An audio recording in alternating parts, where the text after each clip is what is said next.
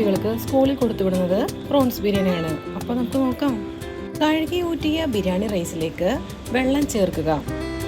വെള്ളം ബിരിയാണി റൈസിലേക്ക് ചേർക്കുമ്പോൾ ശ്രദ്ധിക്കേണ്ടത് 1 കപ്പ് റൈസിന് 2 കപ്പ് വെള്ളം എന്ന അളവിലായിരിക്കണം. ആവശ്യത്തിന് ഉപ്പ് ചേർക്കുക.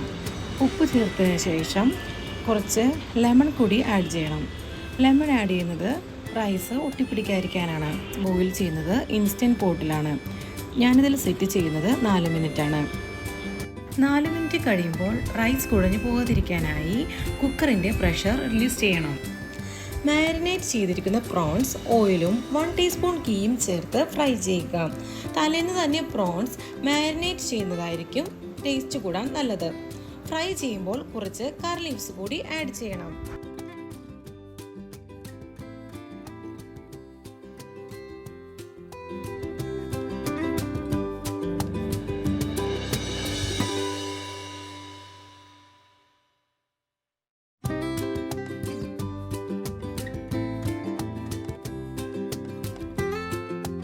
പ്രോൺസ് ഗ്രേവിക്ക് വേണ്ടി സവാള, ഇഞ്ചി, പച്ചമുളക് എന്നിവ കട്ട് ചെയ്തെടുക്കുക.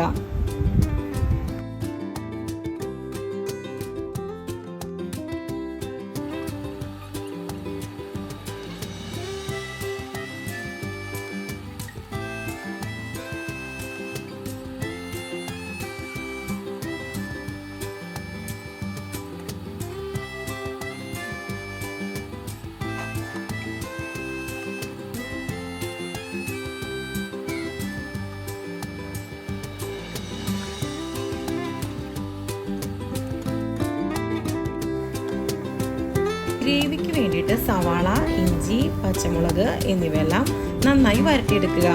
ഇഞ്ചിയും പച്ചമുളകും നന്നായി ചതച്ചെടുക്കേണ്ടതാണ്. സവാള പെട്ടെന്ന് വഴന്നു കിട്ടാൻ ഒരു നുള്ളു ഉപ്പ് ചേർത്താൽ മതി.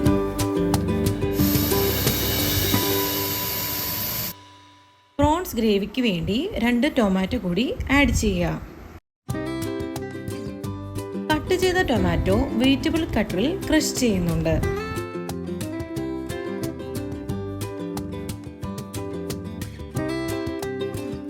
സവാളയിലേക്ക് ക്രഷ് ചെയ്ത ടൊമാറ്റോ കൂടി ആഡ് ചെയ്ത് മൂടി വെച്ച് വേവിക്കുക.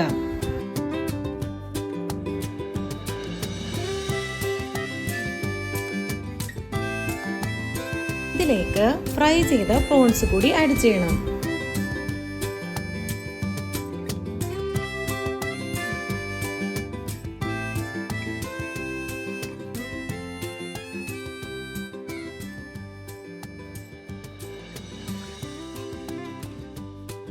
ഒരു ടീസ്പൂൺ നെയ്യ് ചേർത്ത് സവാള നന്നായി മൊരിയിച്ചെടുക്കുക. ഇത് ബിരിയാണി സെറ്റ് ചെയ്തതിനു ശേഷം മുകളിൽ വിതറിടാൻ വേണ്ടിയാണ്.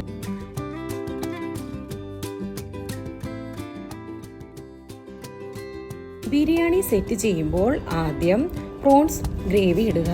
അതിനു മുകളിൽ റൈസ്, പാലിൽ കുറച്ച് മഞ്ഞൾപ്പൊടി മിക്സ് ചെയ്ത് റൈസിന്റെ മുകളിൽ സ്പ്രെഡ് ചെയ്യുക. അതിനുശേഷം പ്രോൺസ് ബിരിയാണി, റൈസ്, മഞ്ഞൾ മിക്സ് ചെയ്ത പാൽ എന്നിങ്ങനെ ഓർഡർ അനുസരിച്ച് സെറ്റ് ചെയ്യാം.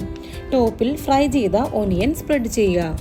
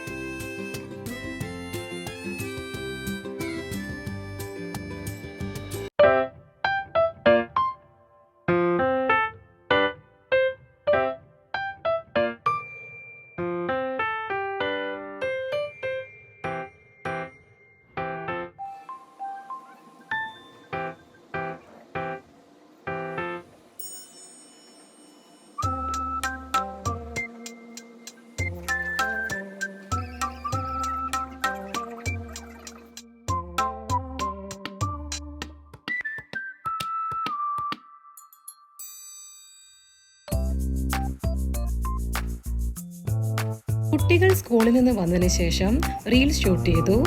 ഈവനിങ് ആയപ്പോൾ ഞാനും എൻ്റെ ബെസ്റ്റീസുമായി ഈവനിങ് വാക്കിനിറങ്ങി. ഞങ്ങളുടെ ഈ കുട്ടി വീഡിയോ ഇഷ്ടമായാൽ പ്ലീസ് ലൈക്ക് ആൻഡ് സബ്സ്ക്രൈബ്.